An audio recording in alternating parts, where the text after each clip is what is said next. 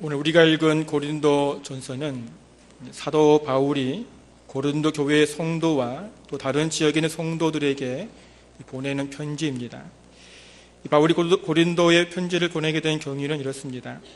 바울이 다른 지역과는 다르게 2년이란 긴 시간을 들여서 복음을 전하고 하나님 말씀을 가르쳐 고린도 교회를 세웠지만 이 고린도 교회의 성도들의 신앙이 잘 자라지 못하였습니다. 오히려 서로 분쟁을 일으키며 누가 교회에 중요한지 다투고 심지어는 세상 법정에 서로 고소하여서 교회 공동체를 힘들게 하였던 것입니다. 더 심각한 것은 교회 내에 근친상간을 묵인하는 일까지 벌어지게 된 것입니다. 이러한 모든 것을 고린도 교회가 사람을 통해서 바울에게 알려주었고 또 바울의 조언을 받기를 원하였던 것입니다. 이러한 소식을 들은 사도 바울의 마음은 목회자로서 너무나 무거웠습니다. 어쩌면 바울이 선교 여행을 통해서 이 교회를 세울 때에 한 교회의 2년이란 시간을 보낸 것은 에베소 교회 다음으로 긴 시간을 보냈기에 더 마음이 가고 하나님의 은혜로 교회가 아름답게 성장하기를 간절히 원하였을 것입니다. 우리는 교회의 역사를 통해서 또는 신약 성경에 나오는 여러 초대교회의 모습들을 보면서 하나님의 교회가 아름답게 성장하는 것이 얼마나 힘든지를 알 수 있습니다. 어쩌면 이 세상에서 하나님의 교회가 먼저 나가기 위해서는 하나님의 은혜가 절대적으로 필요하다고 말할 수 있을 것입니다. 오늘 본문을 통해서 하나님의 교회가 은혜와 감사로 세워지기 위해서 어떻게 하는지 살펴보면서 55주년을 맞이한 우리 남부민 중앙교회가 하나님의 은혜와 감사로 충만한 교회를 세워지기를 간절히 소원합니다. 먼저 하나님의 은혜입니다. 바울은 이 고린도에 하나님의 교회가 세워짐이 하나님의 은혜라고 말씀하고 있습니다. 오늘 2절을 시작해 보니까 고린도에 있는 하나님의 교회라고 말합니다. 이 바울은 현재 고린도 교회는 하나님이 임재하시는 교회라고 말씀하고 있습니다. 어쩌면 바울은 이 고린도에 하나님의 교회가 세워짐이 하나님의 역사라는 사실을 말씀하고 있다는 것입니다. 왜냐하면 이 고린도라는 지역의 특성상 하나님의 거룩한 교회가 세워지기가 참으로 힘든 지역이라 말할 수 있다는 것이죠. 이 고린도라는 도시는 이 시대의 가장 훌륭한 무역 항 중에 하나였습니다. 그래서 행정과 상업과 교통의 중심지였습니다. 이로 인해서 이 고린도라는 도시는 긍정적인 면보다는 부정적인 면들이 더 많이 드러나게 된 겁니다. 무역항의 자유로운 분위기로 인해서 이 고린도의 사람들은 상당히 음란하며 무질서했습니다. 그러므로 이 고린도 교회에 발생한 그런 분파와 분쟁과 부도덕한 범죄 행위와 은사의 오염 등의 문제들이 일어난 것은 이 지역의 특성을 고려할 때에 전혀 이상하지 않다는 것입니다. 심지어는 음란한 사람들을 향해서 고린도 사람처럼 행하라 이런 말이 생길 정도였습니다. 이런 모든 것을 생각할 때에 이 고린도라는 곳에 하나님의 교회가 세워졌다는 것은 하나님의 은혜라는 것입니다. 하나님의 역사라는 것이죠. 그러면 모든 환경들이 약한 곳에 하나님의 교회가 세워졌다는 것은 무엇을 말하는 것일까요? 이제를 다시 보면은 고린도에 있는 하나님의 교회, 곧 그리스도 예수 안에서 거룩하여지고 성도라 부르심을 받은 자들이라고 말을 합니다. 다시 말하면 이 고린도에 하나님의 교회가 세워진 것은 결국 그리스도 예수 안에서 성도라 부르심을 받은 자들이 모였기 때문입니다. 하나님의 교회라는 것은 그곳에 하나님께 부름받은 성도들의 모임이라는 것입니다. 바울은 고린도라는 곳에 하나님의 교회가 세워짐도 하나님의 은혜이지만 고린도에 하나님께 부름받은 성도가 세워짐은 더 큰 은혜라고 말씀하고 있는 것입니다. 오늘 이곳에 55년 전에 남부민 중앙교회가 세워짐이 하나님의 은혜인 줄로 믿습니다. 또한 우리 모두가 남부민 중앙교회의 성도로서 함께 예수 그리스도를 믿는 자리에 있음이 하나님의 은혜임을 믿으며 감사하시기 바랍니다. 바울 하나님의 교회 안에 성도로 세워진 것은 하나님의 은혜인데 우리는 예수 그리스도 안에서 부름받은 자란 이 사실을 주목해야 됩니다. 하나님의 교회에 성도로 세워짐이 어떤 조건을 통해서 세워진 것이 아니란 것입니다. 세상의 지식이 풍성하여서 성도로 부름받은 것이 아니란 것입니다. 몸이 건강하여서 또는 좋은 가문이라서 몇 대째 예수를 믿는 믿음의 가정이라서 당연히 성도로 부름받는 것이 아니란 것입니다. 성가대로서 또는 교사로서 여러 가지 직분을 가지고 있어서 당연히 성도로 부름받은 것이 아니란 것입니다. 하나님의 교회에 성도로 세워짐이 어떤 개인의 노력으로 세워진 것이 아니란 것이죠. 성도는 전적으로 예수 그리스도 안에서 하나님께 부르심을 받은 자라는 것입니다. 그래서 우리는 성도로 불러짐이 하나님의 은혜라고 말할 수 있다는 것입니다. 그러면 하나님은 우리를 위해 예수 그리스도 안에서 부르셨으니까 그 이유는 우리를 거룩하게 하시기 위해서 불러주었다라는 것입니다. 거룩하여지고 이 말은 불경한 것에서 분리하여 하나님께 바치다라는 뜻을 가지고 있습니다. 하나님께서 불경한 것으로 가득 차 이미 죽어버린 우리를 예수 그리스도 안에서 거룩한 자로 부르셨다는 것입니다. 우리를 예수 그리스도 안에서 세상과 구별한 자로 부르셨다는 것입니다. 그래서 우리는 세상과 구별된 삶을 이 세상 속에서 살아가야 한다는 것입니다. 성도님들, 자신이 하나님께 부름받은 성도라고 믿는다면 이제는 더러운 죄악과 분리된 삶을 살아가시기 바랍니다. 그 전에 가졌던 습관들을 쫓아가는 어리석은 삶에서 이제 벗어나시기를 바랍니다. 이 땅에 많은 성도들은 착각하며 살아가고 있습니다. 내 인생의 주인이 자신인 양 말입니다. 내가 내 마음대로 사는데 무슨 참견이라고 말합니다. 맞습니까? 내 인생의 주인이 나 자신입니까?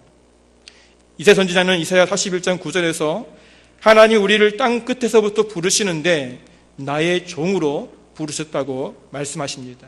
다시 말하면 하나님께 부름받은 모든 성도의 주인은 하나님이시라는 것입니다. 이 땅의 모든 성도는 더러운 세상 속에서 걸어가신 하나님의 소유라는 것입니다. 그래서 우리는 이 세상 속에서 하나님의 소유로서 마땅히 거룩한 삶을 살아가야 한다는 것입니다. 성도님들, 이것을 아십니까?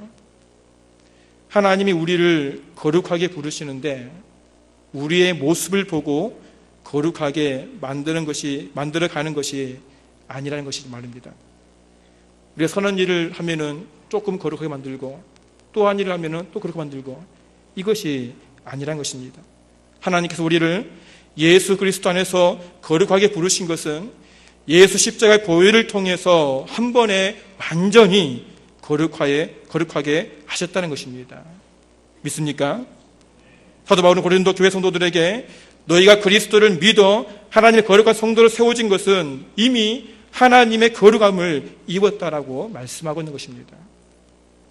그래서 바울은 고린도의 많은 사람들이 예수 그리스도 안에서 거룩한 성도로 세워짐이 전적인 하나님의 은혜라고 말씀하고 있는 것입니다.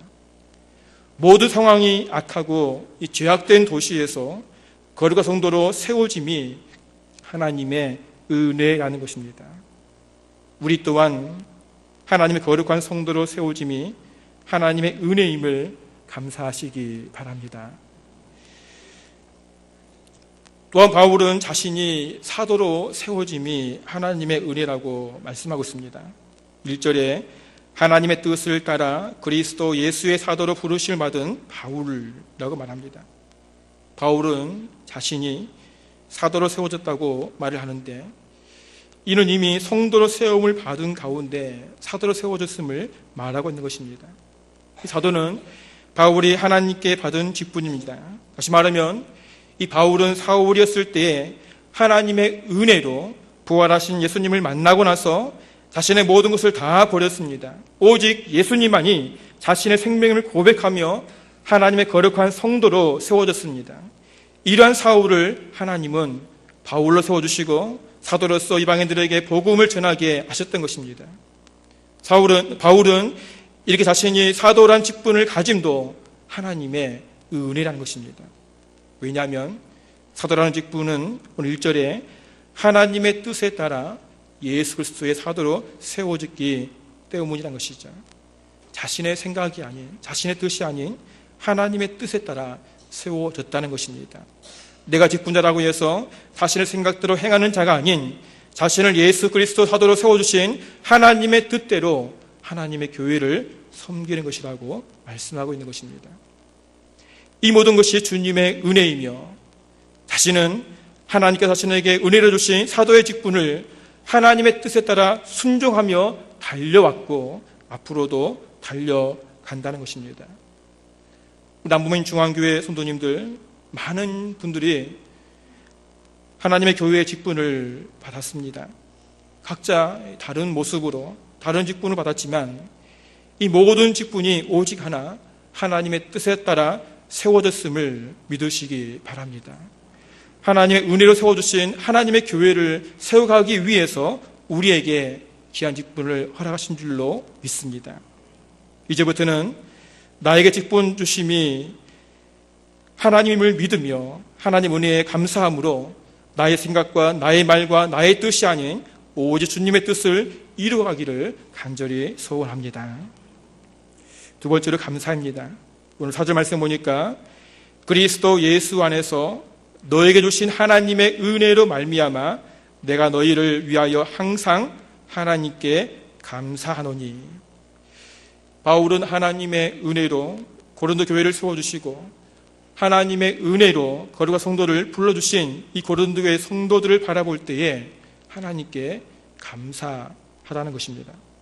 먼저 하나님께서 이 고린도 교회의 모든 것에 풍성하게 채워주심을 감사하였습니다.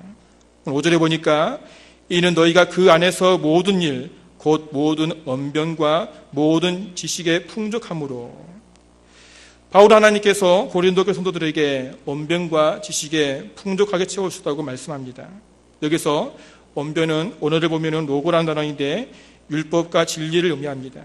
그리고 지식은 빌립보 3장 8절의 말씀에 말하는 그리스도를 아는 지식을 말씀하고 있습니다.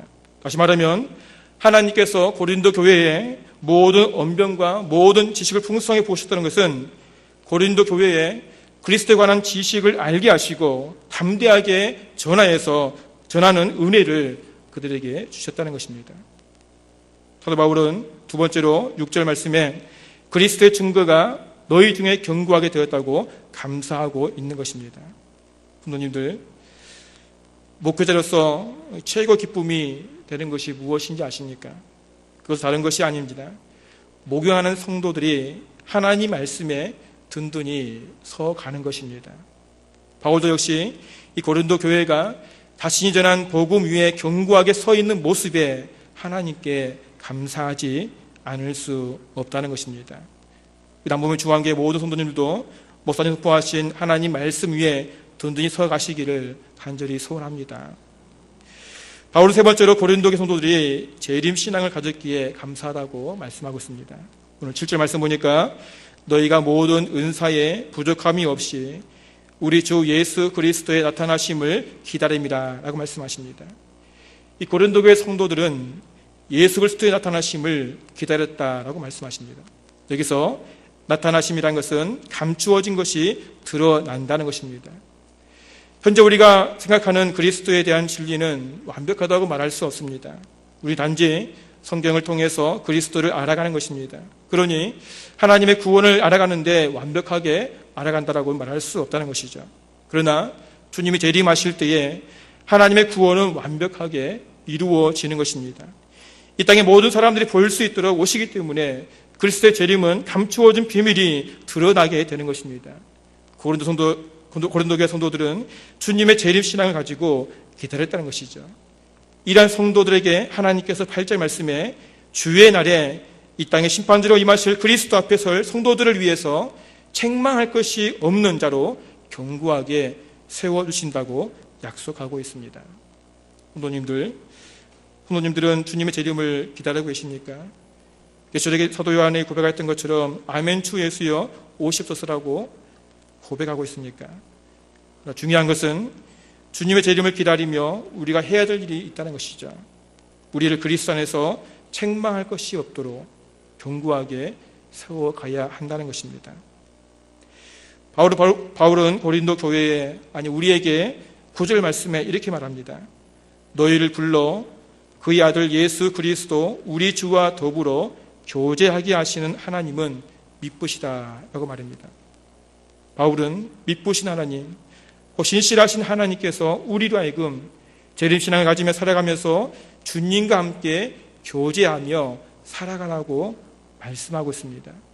주님과 함께 교제하는 자만이 진정 우리의 믿음을 책망할 것이 없는 자로 견고하게 세워간다는 것입니다.